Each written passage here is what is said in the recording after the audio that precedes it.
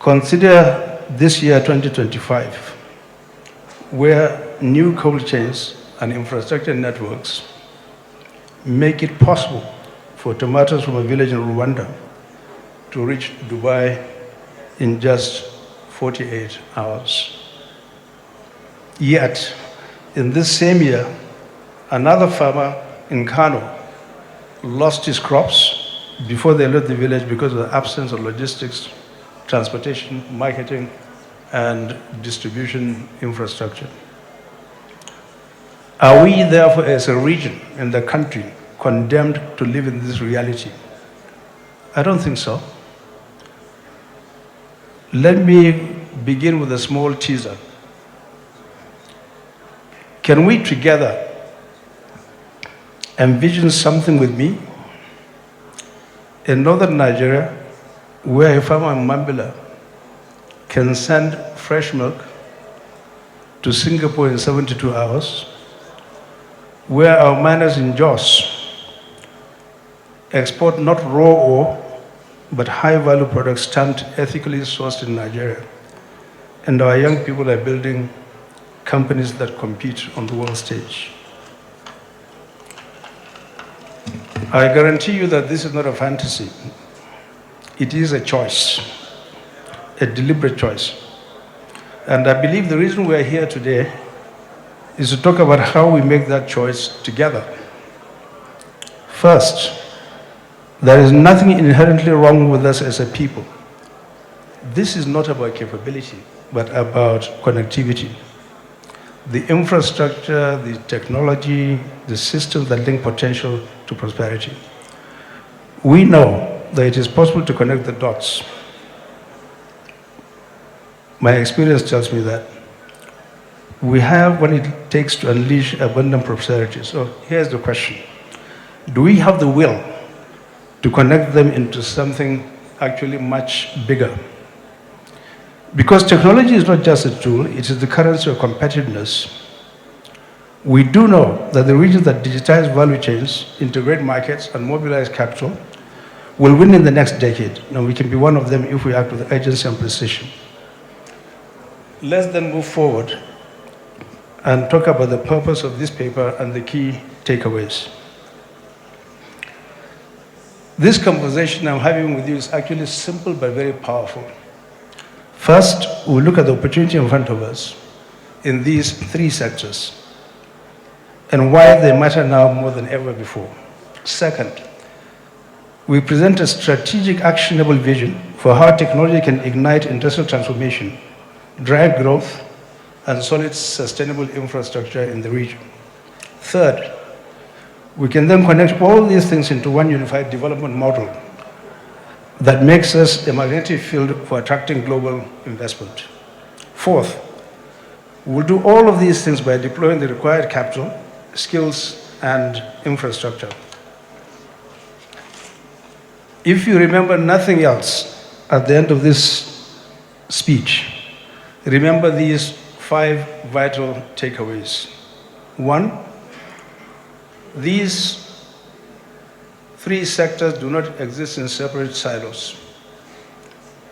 They can, and they must be fused into one value-creating ecosystem where each sector reinforces the other 2.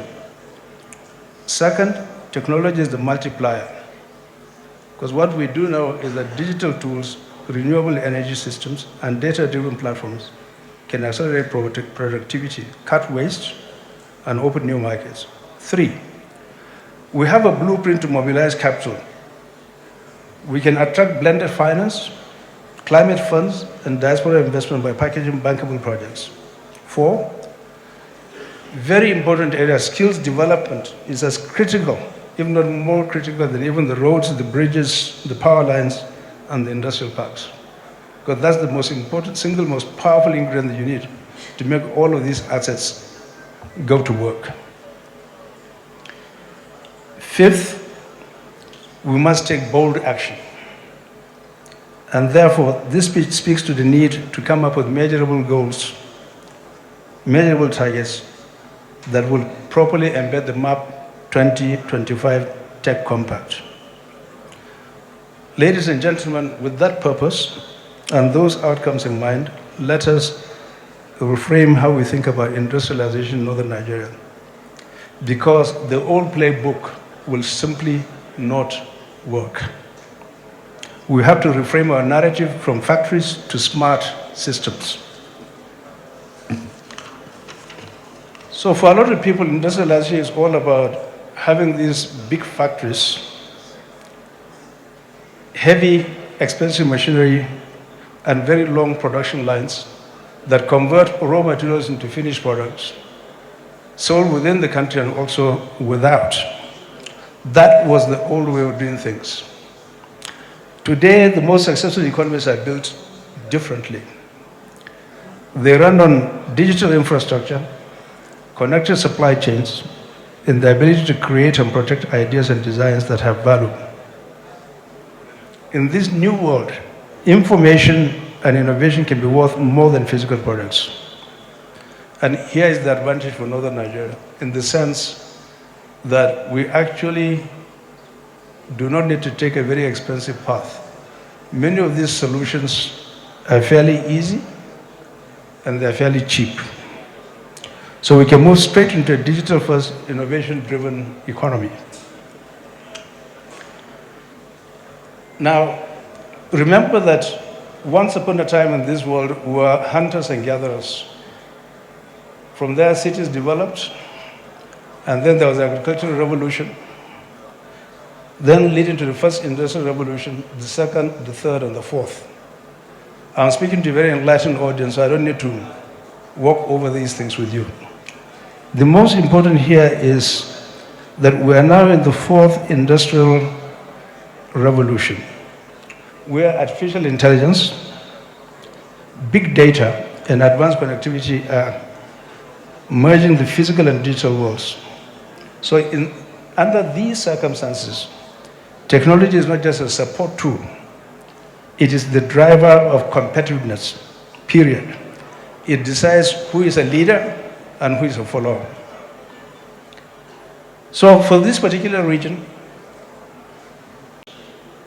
one group felt that it is better to just remain traditional and continue slowly through that trajectory before it can become an industrial country. Another group felt that you can actually jump that curve, leapfrog it, and get into the modern world. There may be no right answer. You can allow the traditionalists to do what they are doing until they catch up, but you cannot hold progress.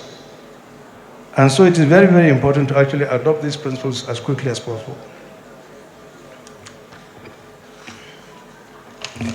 This, of course, means building smart industrial areas where fast internet, cloud services, and digital payments are as basic as roads and electricity. It means using online government services so that business registration, licensing, and customs clearance happen quickly and easily.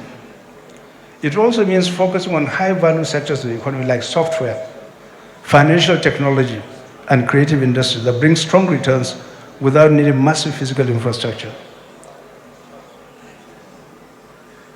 And we do not really have to imagine what it looks like. There are numerous examples around the world. In India, the Digital India program built a national digital ID, fast payment systems, and open data platforms. The government simply just provided the base, and business builds services on top of that base, from online shopping to healthcare, reaching even the most far away rural communities. Take another example, the example of Rwanda. Rwanda is small, not as much endowed as us. It has invested heavily in technology parks, nationwide internet coverage, and online government services. Combined with training programs and supportive policies, it became a recognized technology, industrial, and tourism hub. This demonstrates, like Senator Saraki and others have said, that political will, strong and robust leadership, policy coherence, and a clear digital-first strategy can elevate a country from being a renegade to a star player around the global stage. For our region, therefore, going digital first also means looking beyond mining, agriculture, and power to integrate other complementary enablers. These are exceedingly important. They, in and of themselves, cannot actually provide the solution that is required. What are these enablers? One, region-wide or nationwide broadband and affordable devices so everyone can connect. Everything sits on that, actually. Without that, forget it. Two, STEM education and skills training from school to vocation centers are critical. You need the people who are fully equipped to take on this challenge. Healthcare technology is critical in order to complete the ecosystem of human capital development so that it can reach rural areas and then improve planning. Four, modern transport and logistics, which must be linked to after trade routes. I'm talking of the African Free Continental Trade Area. Creative industries such as film, music, and fashion, based on our rich cultural history, must be globalized through online platforms. Then, critically, financial services innovation through mobile banking, microloans, and safe spaces for new ideas to grow. So if we can shift from our old factory mindset to smart connected systems, we will not just catch up, we will set the pace. And that brings us to why Northern Nigeria's position matters so much in the bigger picture. What do we have as far as the North is concerned? First, we are not starting from ground zero. This has been ably discussed within the last 1.5 days. Our strengths are real and powerful. We sit in a location that connects West Africa to the Sahel, Central Africa, and North Africa. We are connected to at least 9 countries, and they're all within reach. That makes us a natural trade bridge, a position that will only grow in value as the African Continental Free Trade Area expands. Second, we have a young, energetic population. Millions of people ready to learn, work, and create if given the right tools. Our land is rich, like the previous set of speakers have said, in everything that you can imagine in terms of natural endowments. Third, the opportunities ahead are enormous. We can position this region as both a physical and a digital gateway for trade across Africa. We can build cross-border e-commerce platforms, digital customs systems, and secure payment networks that make it easier for producers to sell anywhere on the continent. Why couldn't you tap into green bonds, infrastructure funds, and diaspora investment by presenting bankable projects that meet global standards? We can also diversify into ICT, creative industries, logistics, and fintech, creating a more balanced and a future-proof economy. But we cannot do these things without facing our challenges squarely. And we know what these challenges are. Previous speakers have spoken to it. I'm not going to repeat it, so I'll jump to that. Apart from the challenges, there are also threats that are exogenous to us. Global price swings, particularly of commodities like agriculture and mining. Climate change. These are some of the issues that can be constraining. But for every constraint, they can always maneuver around and find a mitigant. So this region is a platform for Africa's next industrial leap. If we mobilize this strength, close our gaps, and act decisively, we can turn our position into lasting power. But, ladies and gentlemen, this window of opportunity will not stay open forever. Everything has its time. Changes are profound, and they happen very, very quickly in this digital age. If we are serious, therefore, about seizing this opportunity, we must first of all agree on the conditions that will make success possible. And that's where I turn to next. There are certain essential basic conditions for success in anything you do in life that without them, failure is guaranteed. The first, again, the previous set of speakers and others yesterday had mentioned, if we have any chance of competing, not just within Nigeria, but across Africa and the world, we actually need more than resources and ambition. Within the region, in this vast landmass, which is a dwelling place for loads and loads of people, a large percentage of the population of this country, we need a shared vision, clear priorities, and the discipline to work together. Therefore, the first essential condition for success is unity. We must move beyond state-by-state strategies and adopt a coordinated regional blueprint, one that aligns with our priorities in infrastructure, education, trade, and investment. We also need shared institutions, regional councils or commissions with representatives from all the 19 northern states to coordinate policy, pool resources together, and track progress as we move along. And when we negotiate with the federal government, development partners or investors must speak with one voice to secure better terms and bigger projects.